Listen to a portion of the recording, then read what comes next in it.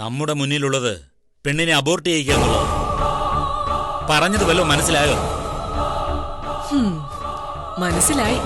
കുഞ്ഞിന്റെ പിതൃത്വം ആരും അന്വേഷിക്കരുതെന്ന്. അവളെ വീട്ടിൽ കൊണ്ടുവിടാൻ നീ എന്തായാലും പറ്റില്ല. ഒരു ജീവന്റെ സ്ഥാനത്ത് ഇപ്പൊ 2 ജീവൻ.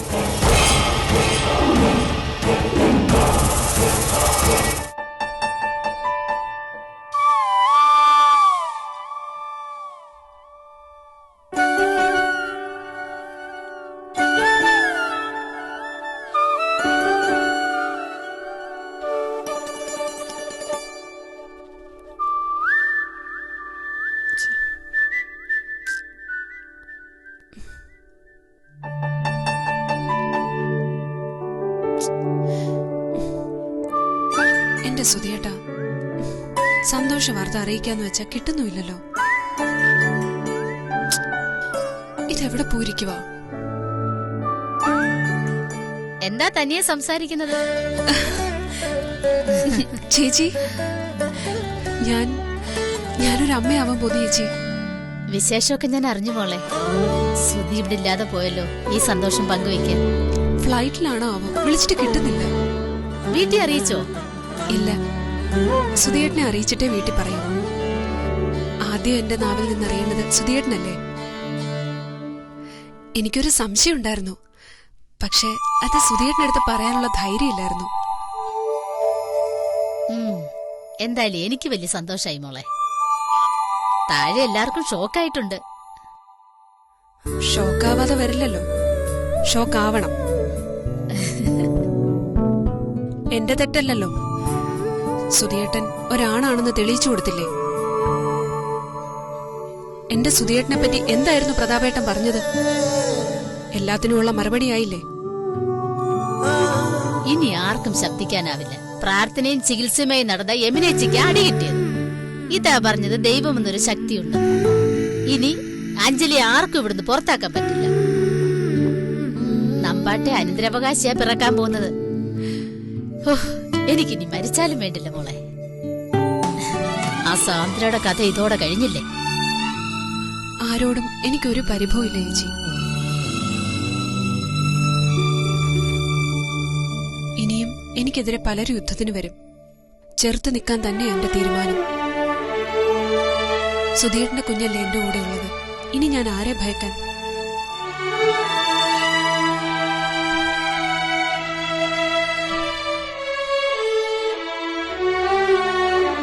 ഹലോ. ബാലമാമ വിവരം അറിഞ്ഞോ? ഇല്ല. എന്തു വിവരം? സാന്ദ്ര സംശയിച്ചു തന്നെ സംഭവിച്ചു. ആ പെണ്ണ് അവളെ വീട്ടിൽ കൊണ്ടുവിട്ടതിന് ശേഷമാണ് ഇങ്ങനൊരു വാർത്ത പുറത്തു വന്നെങ്കിലും. അതും ശരിയാണ്. നമ്മൾ എന്തു ചെയ്യും ബാലമാമേ? ഇനി ആ കുഞ്ഞ് സുധിയുടെ കാര്യം. അതിനുള്ള മറുപടി പറയേണ്ടത് മറ്റാരുമല്ല, സുധിയാണ്. അവനെ വിവരം അറിയിച്ചോ? ഇല്ല. ഞാനങ്ങോട്ട് വന്നിട്ട് നീ ഒരു തീരുമാനമെടുത്താൽ മതി. അതുവരെ വിവരം സുധിയെ അറിയിക്കാനും പാടില്ല. ശരി ബാലമാമ. ആ,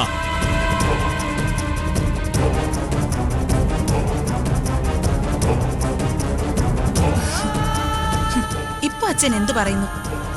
ഞാൻ അന്നിത് പറഞ്ഞപ്പോ തിരിച്ചറിവില്ലാതെ പറയാണെന്ന് നിങ്ങൾ എല്ലാവരും കരുതി. എനിക്കറിയായിരുന്നു അവൾ ഇങ്ങനൊരു നീക്കത്തിന് തുനിയോന്ന്. നമ്പാട്ട് കാലുറപ്പിക്കാൻ അവൾക്കൊരു കുഞ്ഞു കൂടിയേ തീരൂ. ഒരവിഹിത ബന്ധത്തിലൂടെ അവൾക്കിത് പറ്റിപ്പോയതൊന്നുമല്ല. വ്യക്തമായ ലക്ഷ്യം അവൾക്കുണ്ടായിരുന്നു. ഇനി ആ കുഞ്ഞിനെ വെച്ച് കളിച്ച് ജയിക്കാന്നാ അവളുടെ കണക്കുകൂട്ടൽ. അപ്പച്ചിയുടെ സപ്പോർട്ടൂടെ ഉണ്ടാവുന്ന അവൾക്ക് നന്നായിട്ട് അറിയാം. മറുപടി പറയേണ്ടത് സുധിയല്ലേ? പാവ സുധിയേട്ടൻ. നമ്പാട്ട് പലരും മനസ്സുകൊണ്ട് സുധിയേട്ടനെ സംശയിച്ചെന്ന് വരും. പക്ഷെ ഈ അഗ്നിപരീക്ഷയിൽ ഞാൻ സുധിയേട്ടന്റെ കൂടെ നിൽക്കും. ഞാൻ നൽകുന്ന കരുത്താണ് സുധിയേട്ടൻ ഇപ്പൊ പ്രധാനം. ഈ വിവരം നീ സുധിയെ വിളിച്ചു പറഞ്ഞോ? ഇല്ല. ആരും അവനെ ഇതിപ്പോ അറിയിക്കണ്ട. അവൻ തിരിച്ചെത്തുന്നതിന് മുമ്പ് അബോർഷൻ നടന്നിരിക്കണം. സുധിയേട്ടൻ വന്നിട്ട് മതിയച്ച. അവളുടെ മുഖത്ത് നോക്കി സുധിയേട്ടൻ അവളെ തള്ളി പറയുന്നത് എനിക്ക് കാണണം. അത് പിന്നീടും ആവാമല്ലോ. ഇനിയുള്ള ഓരോ നിമിഷം പോലും വൈകിക്കൂടാ. എന്തായാലും ഈ വിവരം അവള് സുധിയേട്ടനെ വിളിച്ച് പറയാനൊന്നും പോകുന്നില്ല. അതിനുള്ള ധൈര്യം അവൾക്കില്ല. ഞാൻ പറയുന്നത് സുധിയേട്ടൻ വിവരം അറിഞ്ഞു വരണോന്നാ. കുഞ്ഞു സുധിയുടേതാണെന്ന് അവൾ അവകാശവാദം ഉന്നയിച്ചാൽ സേതുവേടത്തിന്റെ നിലപാട് എന്താവുമെന്ന് നീ ആലോചിച്ചിട്ടുണ്ടോ? സുധിയുടെ വാക്കൊന്നും സേതുവേടത്തി കേട്ടത് വരില്ല. എന്തായാലും ഞാൻ നമ്പാട്ടൊന്ന് പോയിട്ട് വരാം. നീ വരുന്നുണ്ടോ? ഇല്ല, അച്ഛൻ വെക്കും.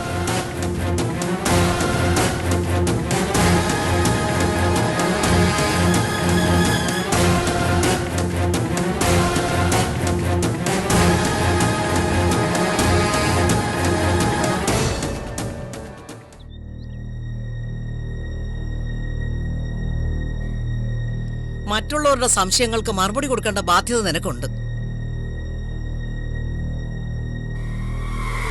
അവര് ചോദിക്കുന്നതിൽ എന്താ തെറ്റ്? 2 മുറികളിലാണ് നീയും സുധി ഇപ്പോഴും കഴിയുന്നത്. അതിനൊരു കാരണമുണ്ട്. ജാതകത്തിൽ കണ്ട ദോഷങ്ങൾ മാറിപ്പോകുന്നവരെ അങ്ങനെ കഴിയാമെന്ന് അവൻ സമ്മതിച്ചതാ. ആപത്ത് മനസ്സിലാക്കിക്കൊണ്ട് സുധി വിധിയെ വെല്ലുവിളിക്കുന്ന ആരും വിശ്വസിക്കില്ല. അമ്മ എന്താ പറഞ്ഞു വരുന്നത്? എന്റെ കുഞ്ഞ് സുധിയേട്ടനെ അല്ലെന്നാണോ? നിനക്കിനി അത് മനസ്സിലായില്ലേ? കഷ്ടം തന്നെ. ഇതിന് ഞാൻ എന്ത് മറുപടിയാ പറയേണ്ടതെന്ന് എനിക്കറിയില്ലമ്മേ. ഞാൻ വഴിപിഴച്ച് ജീവിച്ചിട്ടില്ലമ്മേ. എന്റെ കുഞ്ഞിന്റെ അച്ഛൻ സുധിയേട്ടൻ.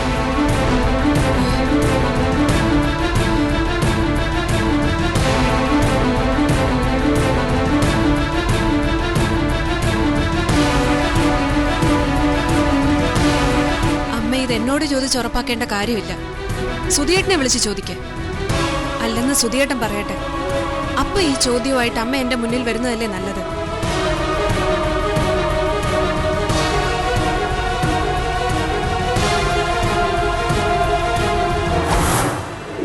ഇതുകൊണ്ടൊന്നും ഈ അഞ്ജലി കുലുങ്ങാൻ പോകുന്നില്ല.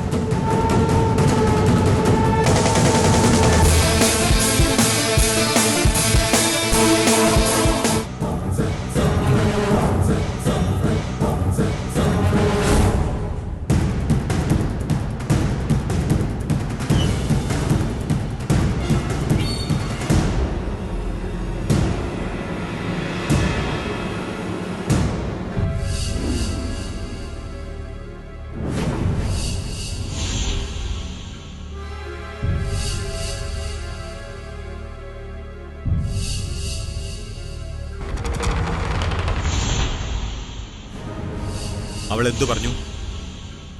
അവള് പ്രത്യേകിച്ച് എന്ത് പറയാൻ? മറ്റാരുടെയും കുഞ്ഞെന്ന് പറയാൻ അവക്കെന്താ ഭ്രാന്തുണ്ടോ? അവളോട് ചോദിക്കേണ്ട കാര്യമൊന്നുമില്ല. ഏടത്തി ചോദിക്കേണ്ട വിധത്തിൽ ചോദിച്ചില്ലേ? ഇതിൽ കൂടുതൽ എങ്ങനെ ഞാൻ ചോദിക്കാനാ? സുധിയെ വിളിച്ചു ചോദിക്കാനാ അവള് പറയുന്നത്. അവളവനെ വിളിച്ചോ? ഇതുവരെ അവളവനെ വിളിച്ചിട്ടില്ല. എന്താ അതിൽ നിന്ന് മനസ്സിലാക്കേണ്ടത്? സുധിയെ വിളിച്ചു പറയാൻ അവക്ക് ധൈര്യമില്ലെന്നല്ലേ? ഇങ്ങനൊരു വാർത്ത കേട്ടാലേ അവൾ ആദ്യം വിളിക്കേണ്ടത് ആരെയാ? അവനെയല്ലേ? എന്തേ അവൾ അത് ചെയ്തില്ല? അല്ല, യമുന പറയുന്നതിലും കാര്യമുണ്ട്. സുധിയോട് ഈ വിവരം പറയാനുള്ള ധൈര്യം അവക്കില്ല.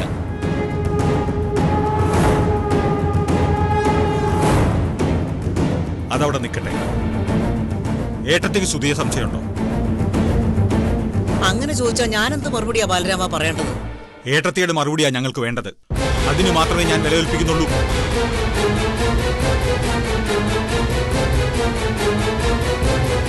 സുധി എന്റെ വാക്കിനപ്പുറം പോയില്ലെന്ന് എനിക്ക് ഉറപ്പുണ്ട്. അപ്പോ ഇനി ആരും ആ വിഷയത്തിൽ സുധിയെ സംശയിക്കണ്ട. അവനെ എങ്ങനെ സംശയിക്കാനാ? അവളോട് തരുമ്പെങ്കിലും സ്നേഹം ഉണ്ടായിരുന്നെങ്കിലേ റിസോർട്ടിലേക്ക് അവൻ അവളെ കൊണ്ടുപോകുമായിരുന്നു. ആർക്കും ഒരു സംശയം വേണ്ട. രവിശങ്കർ തന്നെയാ ഈ സമ്മാനം അവക്ക് കൊടുത്തത്. നീ ഒന്ന് അകത്ത് പോകുന്നുണ്ടോ? അല്ലേലും സത്യം പറയുമ്പോ അമ്മയ്ക്ക് ചൊരുക്കാം. ഇനി എന്താ ഏട്ടത്തിയുടെ തീരുമാനം? സുധി എത്രയും വേഗം തിരികെ വിളിക്കണം. അവൻ അവളെ മുന്നിൽ നിർത്തി പറയട്ടെ. എന്നിട്ടൊരു തീരുമാനം ഞാൻ എടുക്കും. അവൻ സമ്മതിച്ചാലോ?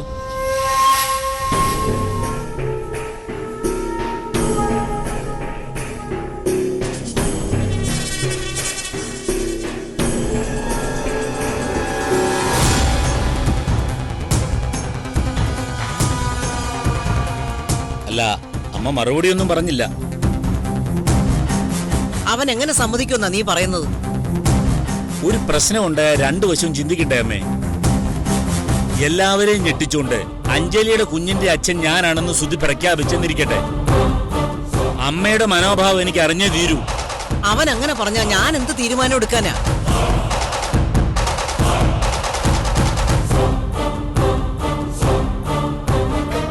അഞ്ജലി അവന്റെ ഭാര്യ. അവൻ പറയുന്നു ഞങ്ങൾക്കൊരു കുഞ്ഞ് എനിക്കാൻ പോകുന്നു. എനിക്കോ ഈ വീട്ടിലുള്ള ആർക്കെങ്കിലോ അവന്റെ നേരെ വിരൽ ചൂണ്ടാൻ പറ്റുമോ? അവനെതിരെ ശബ്ദിക്കാൻ പറ്റുമോ? ആർക്കും അതിന് കഴിയില്ല. ഇനി സുധി വരാതെ ഒന്നിനും ഞാനില്ല. കേട്ടില്ലേ അമ്മയുടെ തീരുമാനം?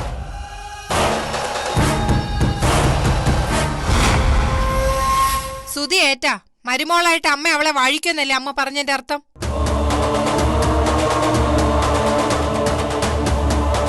അവൻ പക്ഷെ ഏക്കില്ലെന്നുള്ളത് വേറെ കാര്യം.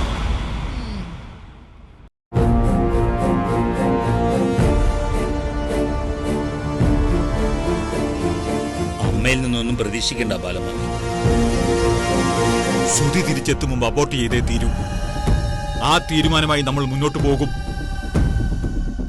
അപകടം മനസ്സിലാക്കി അവൾ ചാടിപ്പോയാൽ നമ്പാട്ടുകാർക്ക് എന്നും അതൊരു തീരാ തലവേദനയാകും. ഏട്ടത്തിയോട് പറഞ്ഞ അവർക്കത് മനസ്സിലാവില്ല. ഇനി എന്തു വേണമെന്ന് നമുക്ക് ആലോചിക്കാം. നമ്മൾ ഒറ്റക്കെട്ടായി നീങ്ങിയാൽ സേതുവിടത്തേക്കൊന്ന് ചലിക്കാൻ പോലും കഴിയാതാവും.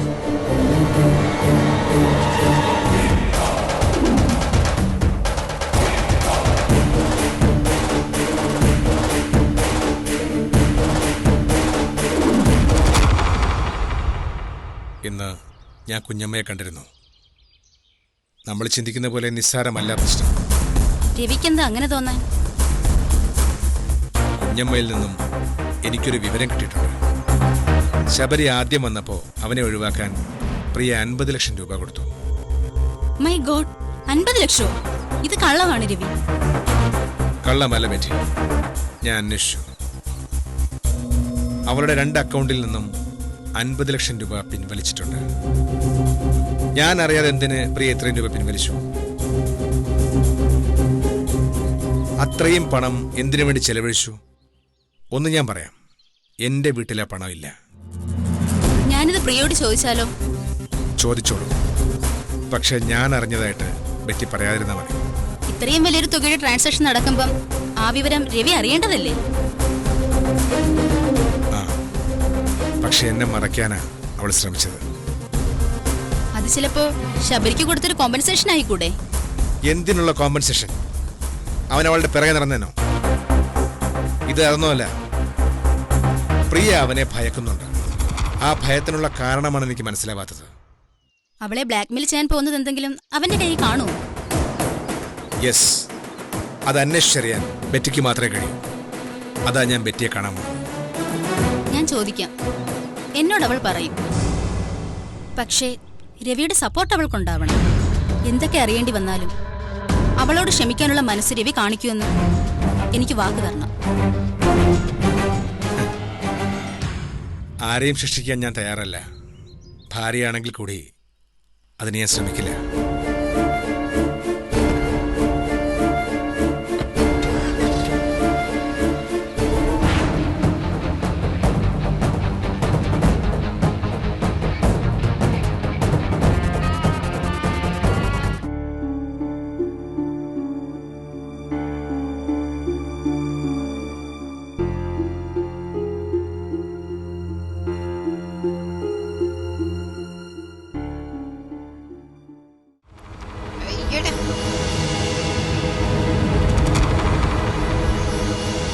ആലസ്യം ഭാവിച്ച് കിടപ്പ് തന്നെ അല്ലേ?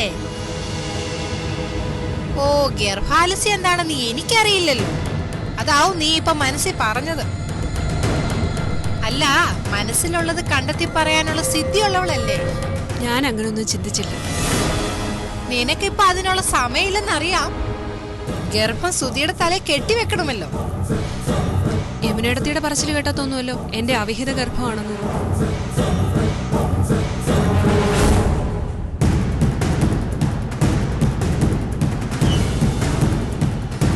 എനിക്കൊരു ഭർത്താവുണ്ട്. നാലാൾ അറിയെ തന്നെയാ ആ മനുഷ്യൻ എന്റെ കഴുത്തി താലി കെട്ടിയത്. അതിന് എന്ത് രേഖയാടി നിന്റെ കയ്യിലുള്ളത്? ഒരു വഴിപാട് കല്യാണം. സുധീന്ദ്രൻ എന്റെ ഭർത്താവാണെന്ന് തെളിയിക്കാൻ എന്റെ കയ്യിൽ രേഖകളുണ്ട്.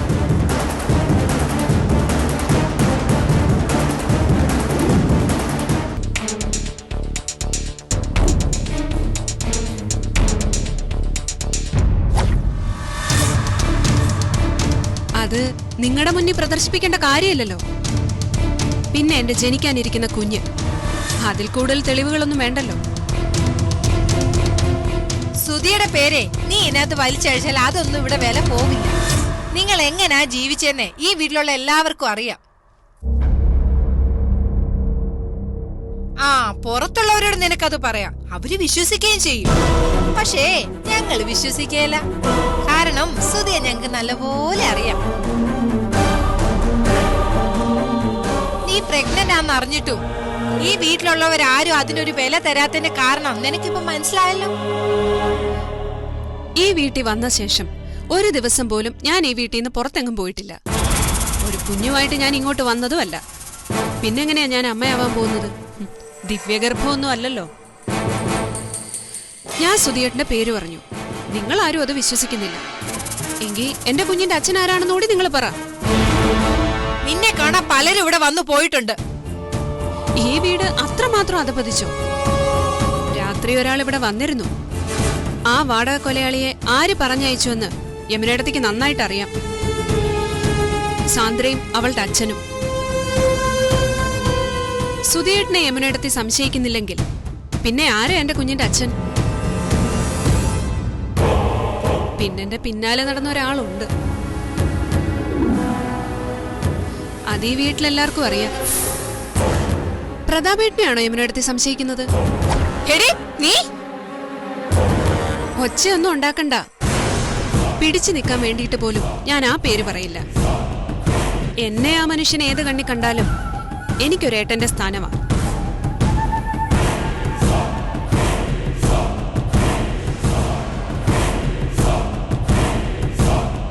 യമുനേടത്തേക്ക് ജിജ്ഞാസ അടക്കാൻ വയ്യെങ്കിൽ സുധിയേട്ടനെ വിളിച്ച് ചോദിക്കേ.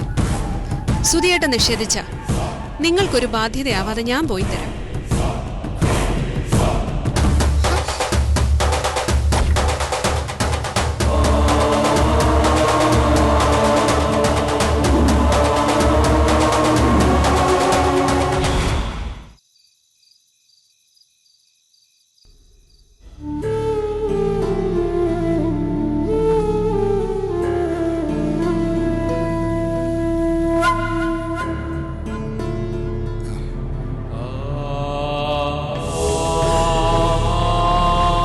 കാര്യങ്ങൾ ഈ വഴിക്ക് പോയാ പിന്നീട് പശ്ചാത്തപിക്കേണ്ടി വരും. കൃഷ്ണേട്ടൻ എന്താ മുഖവരിയില്ലാതെ?